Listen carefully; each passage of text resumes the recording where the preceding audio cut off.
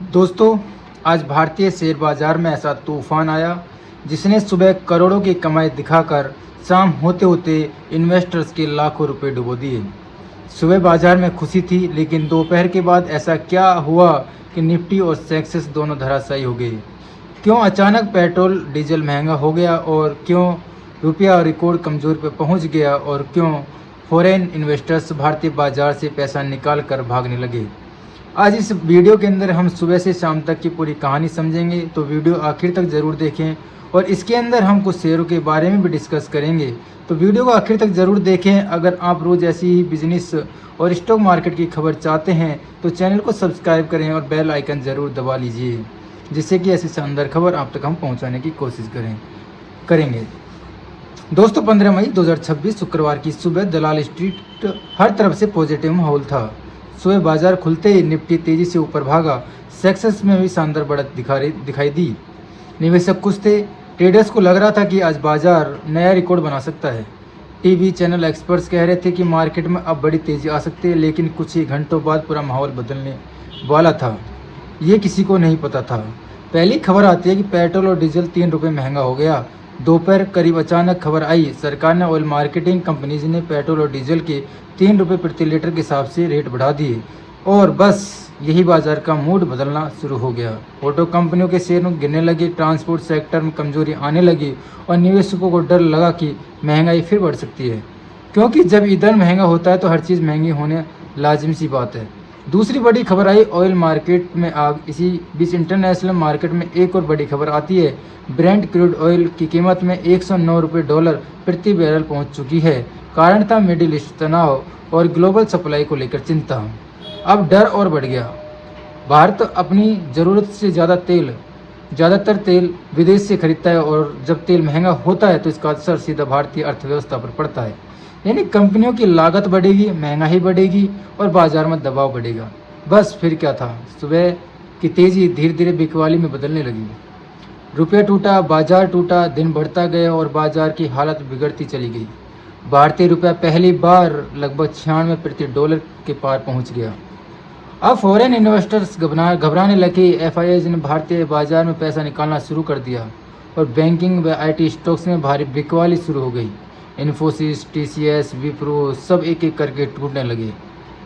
शाम तक बाजार लाल हो चुका था, जो सुबह हरे रंग पर चमक रहा था वहीं शाम तक लाल रंग में डूब गया। निफ्टी 50 लगभग 23,643 पर बंद हुआ, और सेंसेक्स 75,238 पर बंद हुआ।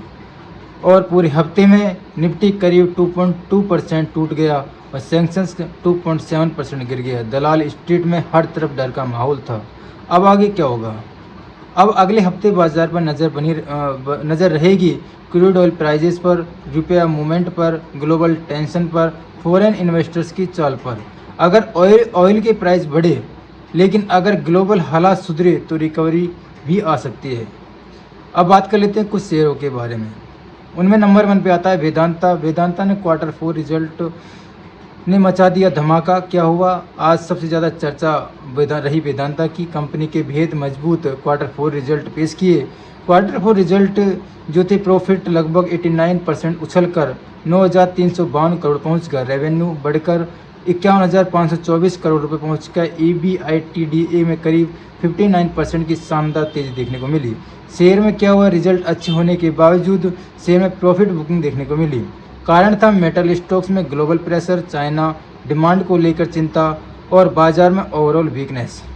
अब आगे क्या होगा? वेदांता के डिमर्जर और डिविडेंड स्टोरी को पर निवेशकों की नज़र बनी हुई है। एक्सपर्ट मान रहे हैं कि लॉन्ग टर्म में स्टॉक मजबूत रह सकता है। अगला आता है टाटा पावर। रिजल्ट अच्छा, लेकिन शेयर गिर गया। क्या हुआ? टाटा पावर ने Q4 के मिक्स परफॉर्मेंस दिखाया। टाटा पावर Q4 जो था उसके अंदर नेट प्रॉफिट लगभग 1,415 करोड़ की रही। रिवेन्यू में करीब 13% की गिरावट। रेन्यूएबल बिजनेस में ज़बरदस्त ग्रोथ। सोलर रूफटॉप और सोलर मैन्युफैक्चरिंग सेगमेंट में शानदार प्रदर्शन किया।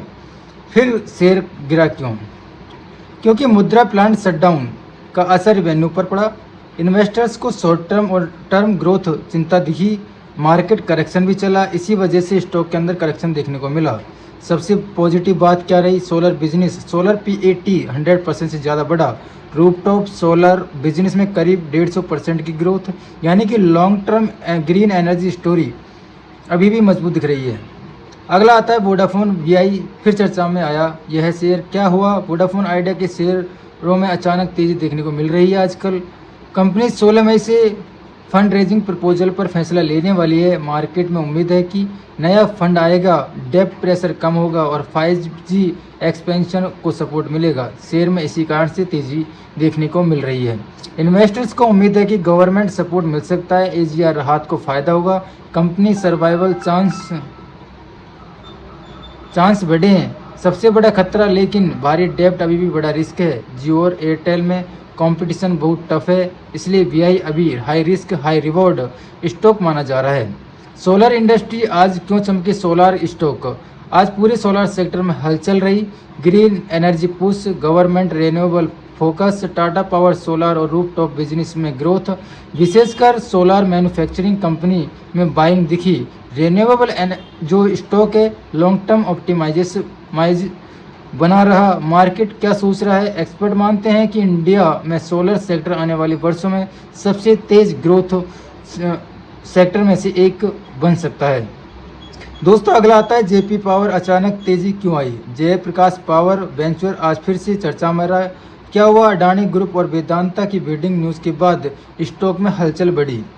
कुछ दिनों पहले अडानी COC सपोर्ट किया। वेदांता की रिवाइज्ड बिड को लेकर मार्केट में चर्चा हुई।